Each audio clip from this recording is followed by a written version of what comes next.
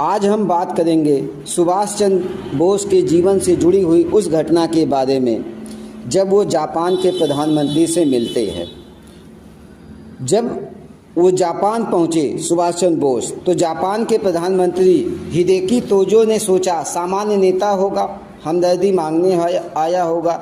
लेकिन जैसे ही बोस कमरे में घुसे, कमरा नहीं हवा तक बदल गई।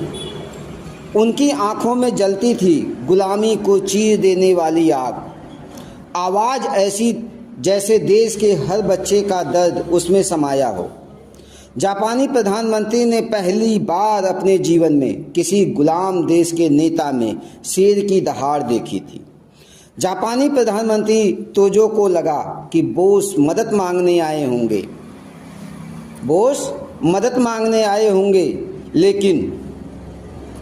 लेकिन बोस ने मेज पर हाथ मारा और कहा, जापान चाहे साथ दे या न दे, भारत जरूर आज़ाद होगा। फ़र्क सिर्फ इतना है कि आप इतिहास का हिस्सा बनेंगे या नहीं। ये सुनकर तोजो की सांसें अटक गई। ये आदमी डराने नहीं आया है, ये इतिहास लिखने आया है। जब बोस ने सैनिक नहीं मांगे, शेर मांगे, तोजो ने पूछा, आपको जापानी सेना कितनी चाहिए? बोस मुस्कुराए, मुझे आपकी सेना नहीं चाहिए, मुझे बस इतना साथ चाहिए कि मैं अपनी कौम के जवानों को शेर बना सकूं।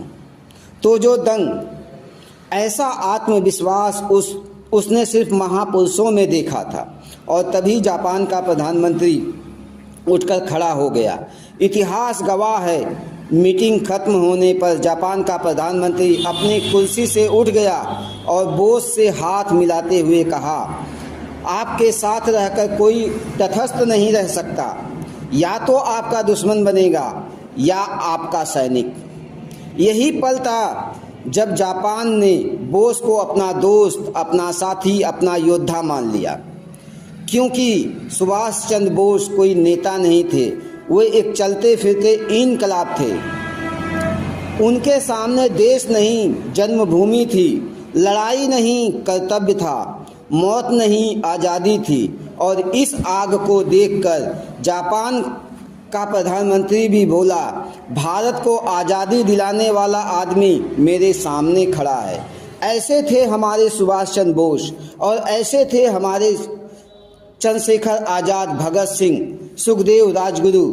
जब आप इनको पढ़ेंगे तो आपको पता चलेगा कि कैसे इन्होंने आज़ादी के लिए